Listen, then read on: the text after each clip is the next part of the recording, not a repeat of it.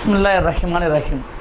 இறைவனுடைய திருப்பெயரால் உங்கள் அனைவரையும் சந்திப்பதில் அல்லாஹு தாலாவுக்கு புகழ் கூறிக்கொண்டு என்னுடைய உரையை ஆரம்பிக்கிறேன். என்னுடைய பெயர் சுகுமார், காதல் சுகுமார். தொழுகைனா என்ன, நோன்புனா என்ன, எப்படி, அதாவது நம்ம வாழ்க்கையில் என்னைக்காவது ஒரு காலம் ஒரு சந்தர்ப்பம் அதிசயம் நடக்கும். வாழ்நாள் முழுவதும் அதிசயமாக நடந்து கொண்டிருந்தது பார்த்தீங்கன்னு சொன்னால் அது நபிகள் நாயகம் ஸல்லல்லாஹு அலைஹி வஸல்லம் அவங்களுடைய வாழ்க்கையில் மட்டும்தான் அப்படின்னு சொல்லலாம். உண்மையான முஹ்மின்களுக்கு தொழுகையில் மிஹ்ராஜ் உண்டு, இறை சந்திப்பு உண்டு அப்படின்னு சொல்லுவாங்க. அதில் அது போல தான் இப்படி ஒரு சந்திப்பும். அவங்க நபிகள் நாயகம் ஸல்லல்லாஹு அலைஹி வஸல்லம் சொன்னதிலேயே ஒரு விஷயம் என்னன்னு பார்த்தீங்கன்னா உழைப்பு. அதாவது உலகத்திலேயே எந்த உணவு சிறந்த உணவுன்னு கேட்குறாங்க. ஒருவருடைய உழைப்பை கொண்டு அவருக்கு வரக்கூடிய சாப்பாடு சாப்பிட்றது தான் உண்மையான, அதாவது ஹலாலான உணவு அப்படிங்கிறத இதைத்தான் சொல்கிறாங்க.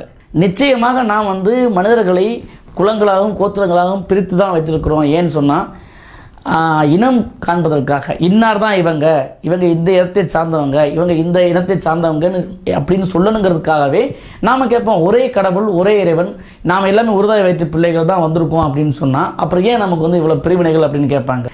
இவர் தன்னுடைய கொள்கைகளில் உறுதியாக இருந்தப்போ, நபிகள் நாயகம் ஸல்லல்லாஹு அலைஹி வஸல்லம் தன்னுடைய கொள்கையில் உறுதியாக இருந்தபோது அவருக்கு ஏற்படக்கூடிய, அதாவது உண்மையையும் அறிவையும் ஞானத்தையும் சொல்கிறதுக்கு அவங்களுக்கு அத்தனை போராட்டத்துக்கு, அதாவது சொல்கிறாங்க, ஒருவன் தன்னுடைய உணவுக்காகவோ இல்லை நாட்டுக்காகவோ உரிமைக்காகவோ போராடுவதில்லை போராட்டம், தன்னுடைய மனதோடு எவன் போராடி வெற்றி கொள்கிறானோ அவன் தான் உண்மையான முஹ்மீன், அதாவது உண்மையான மனிதன், அதுதான் உண்மையான போராட்டம் அப்படின்னு சொல்கிறாங்க.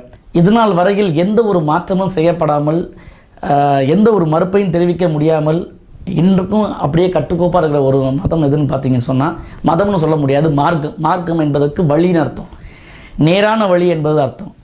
அப்போது நிறைய இடங்களில் பார்த்தீங்கன்னு சொன்னால், நான் திருக்குரான் ஓதும்போது சில இடங்கள்லாம் பார்த்தீங்கன்னா மனிதர்களே அப்படின்னு பொதுப்படையாக தான் அறிவிச்சிருக்காங்க. அங்கே மதம் கிடையாது, குலம் கிடையாது, கோத்திரம் கிடையாது, மனிதர்களே உங்களில் உயர்ந்தவர்கள் தாழ்ந்தவர்கள் என்ற இனபேதம் யாருமே பார்க்க வேண்டாம்.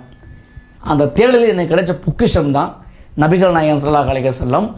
இப்படி ஒரு அருமையான ஒரு நோன்பை நோக்கக்கூடிய, ஒரு இறைவனை அனுதினமும் நினைக்கக்கூடிய, ஒரு இமைப்பொழுதும் நீங்காமல் இறைவனுடைய சிந்தனையில் இருக்கக்கூடிய ஒரு அருமையான ஒரு மாதத்தில் இப்பேற்பட்ட எனக்கு தெரிந்த சில கருத்துக்களை உங்களோட பகிர்ந்துக்க எனக்கு வாய்ப்பு கிடைச்சதுக்காக எல்லாம் வல்ல இறைவனுக்கு நான் நன்றி சொல்லிக்கிறேன்.